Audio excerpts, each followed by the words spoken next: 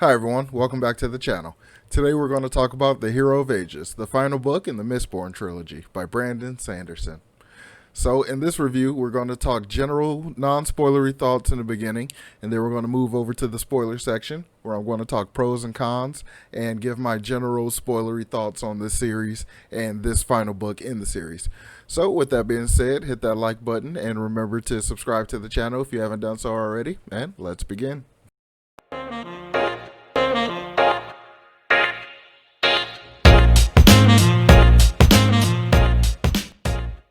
So, Hero of Ages picks up pretty much right where Well of Ascension left off.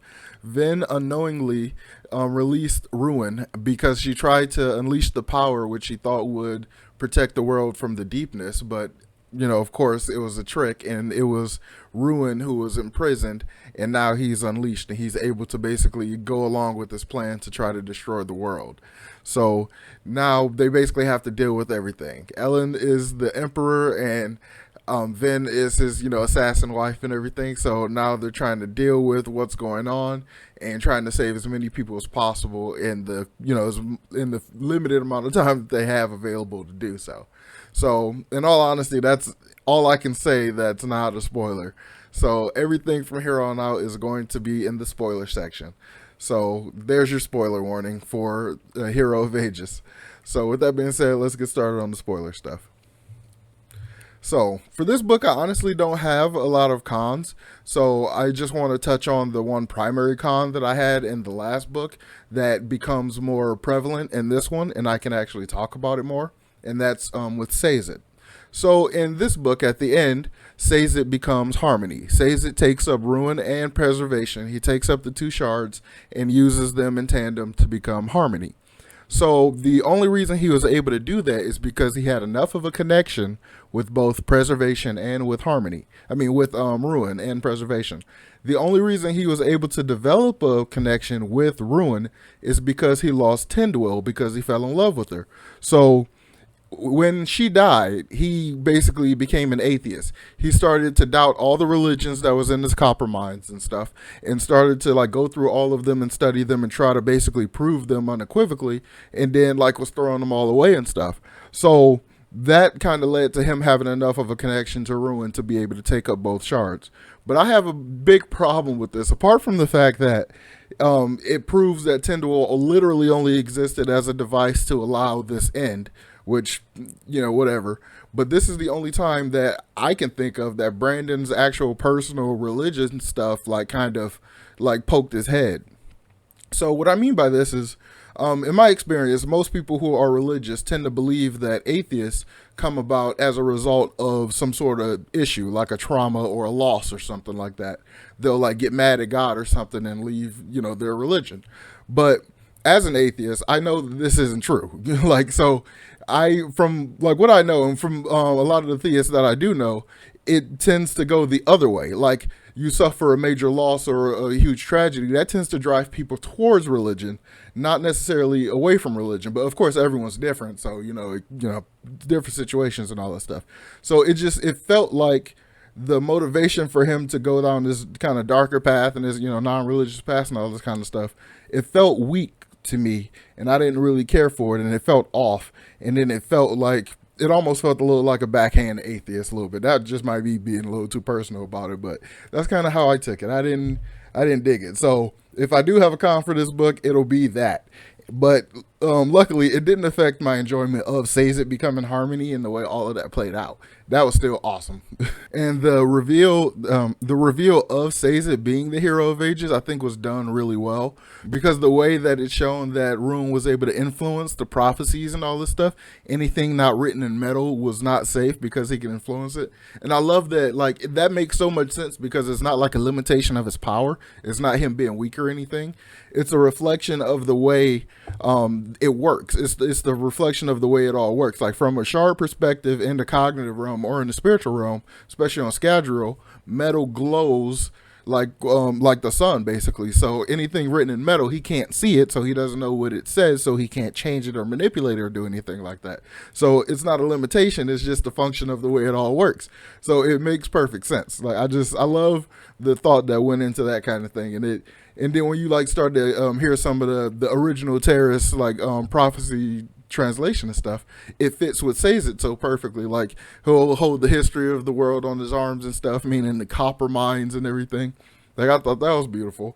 So just him being able to pick up both shards and dump all that information directly into his head and take advantage of the expanded mind and like the power that you have when you first ascend, like and completely fix the world. I thought that was amazing. It was one of my favorite parts of the entire thing. Like, well, the entire trilogy. It was, one of the big moments Brandon was leading to, obviously. So it was really awesome. I really love that idea. It was one of the biggest display of powers that a shard has done so far. So I was like super into it. I was super into it because that's one of my favorite things about these books. I am kind of a bit of a plot person and character person, but like above everything else, I love developed worlds and like magic systems and like that entire thing. Like the development of this, like, because it's world building, but it's on a universal scale, so it's more fun. So that's like what I get the most out of these books. That's why I went from Elantris and basically jumped right into this one. And this book is my enjoyment of Hero of Ages is severely influenced by the fact that I immediately went into Secret History. So I have that entire backstage perspective of everything that was happening that, we find out in Secret History. So it makes my enjoyment of Hero of Ages and Well of Ascension like just that much more. Like, so it's definitely influenced. It's not a singular book experience. So for some of the actual pros that I have, I'll see if as I talk about it, I can come up with some cons, but I don't really have many or any at this point. But one of my first big pros is Spook. I love Spook's entire storyline, the way like he goes from being this just, kind of runt in the crew and like didn't feel like he had any value or anything. And like Kelsier actually really did care about him and stuff. And like the whole thing that was happening with Ruin in his head and stuff, and he thought he was seeing Kelsier. I actually bought it for a minute. I didn't like kind of realize it until he got the metal stuck in him. I thought about it, but it didn't click exactly. So I was kind of riding it. I had fun riding it up until the reveal, until you realize it's definitely not Kelsier. And like, so I was like, maybe he can't come back and all this stuff. And then like he got the pewter, and I'm like, okay, that's the thing. But then he started talking about getting another one and stuff. I'm like, yeah, that's definitely not Kelsier. And like the stuff he was pushing them to do, definitely pushing them to kill more and stuff like that. So I'm like, yeah, that's definitely not. So I really like that, and I like how it kind of tied back into Vin. So like I brought up the earring in my first review, which kind of was a little spoilery territory. But the thing about that was when her mother killed her sister and gave Vin the earring, she stabbed her sister, and the earring was actually a hemalurgic spike. So it took her sister's bronze ability, because she was a bronze misting, I think, a copper misting, copper cloud, or I can't remember, but whichever one allows you to sense allomantic abilities is the one that she got. So she was able to, that's why she was a lot more sensitive and stuff like that through the entire story, and it never quite made sense because she had a hemalurgic boost from the little earring that she had. So it makes so much sense the way it all plays out. And it just kind of unfolds beautifully. It all lays out like dominoes, and I just really like it a lot. And the fact that Spook like got a piece of metal stuck in him, and then like the ghost Kelsier is telling him don't take it out and stuff, don't take it out. That was the huge hint that right there that was hemalurgy. So everything from there, like he kept going, and the fact that he became a savant. I love the fact that because that's one of the things Brandon only really talks about like in the WOBs and stuff, in the words of Brandon when he's answering questions to the fans and stuff. Like he'll talk about being a savant or something like that, like because in terms of being a misting, like Spook, like he's a 10-eye. He was able to use 10 to enhance his senses or whatever. But if you continuously burn it and use it a lot, it literally, I think they actually do mention it in the book, but it's not mentioned in the same way Brandon breaks it down. So like the more you use it, the more it affects your body and stuff, and like it basically permanently cranks up his sensitivity to everything. That's why he had the blindfold on and stuff like that, and was like sleep with his head covered and all that to dull his ears and everything. So I thought that was really cool, and the way it was permanently affecting his body and all that stuff. And and Sazed makes him a Mistborn at the end, and that whole thing having all kinds of implications about what happens. That's an Era 2 thing, which we're going to talk about later, but we'll save all Era 2 information for Era 2. And that leads me to my second like main pro is as I've mentioned before in like the Hero of or Well of Ascension review and stuff. I really love the magic system. I didn't really mention the greater explanation of ferrochemy and Well of Ascension, but in this book, like we really get to talk more about like what about ferrochemy and hemalurgy. So in Mistborn, Brandon has 3 distinct magic systems. He has allomancy, hemalurgy, and ferrochemy, and they're all metal based, but they're all very different from each other. And I like them a lot. Like I like the fact that the Lord Ruler like had his abilities because he was both the ferrochemist and the allomancer, so he was able to compound those abilities and basically make himself immortal and stuff, which is really cool. Which, yeah, Era 2, we'll talk about it. Just the nature of like hemalurgy itself like has so many implications Cosmere wide. Like you could definitely just go and spike a Sandmaster on Taldane or something, and then like go spike I wonder if you can spike a Returned. Like what would that do? Like there's so many different things you can do. Like but it's a very dark magic system in that at least right now there's only a way to do it where you kill the person that you're like because you're yanking a piece of their soul. So quite frankly, I don't think there's probably a good way to make that magic system net good. I don't think there's a way to really do it if it's taking out a piece of a soul. So I've basically rambled about this book quite a bit. So I'm going to wrap it up with my final major pro and one of my biggest pros of this entire series. And that's Ven. I think as a main character, Ven is an incredible character. She's like so well written. Like the entire idea, I can't believe people actually do call her a Mary Sue. Like it kind of blows my mind because like, she's the perfect non-Mary Sue. I feel like the perfect way to write a character who is incredibly capable, incredibly strong, and badass and stuff, and making sure that they're not a Mary Sue.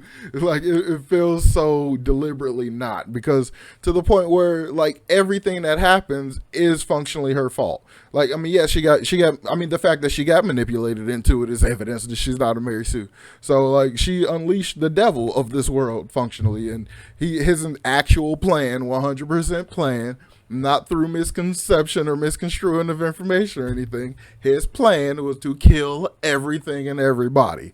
So by her get manipulated into unleashing him like that, she can't be a Mary Sue in that way, because she would have figured it out if she was a Mary Sue, and it would have never happened, and then it just would have been all cakes and cream pies and all happiness.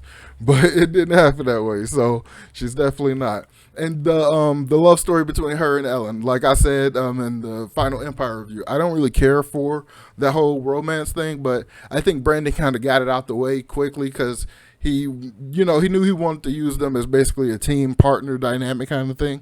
Because when she didn't have the crew to play off of that much anymore, like she had Ellen to play off of, and like he was the main like emotional conflict kind of person and the closest to like a normal kind of life thing that she bounces off of, because she's so not from normal life and stuff. So it made a lot of sense, and it didn't like overstay its welcome. It didn't get really boring.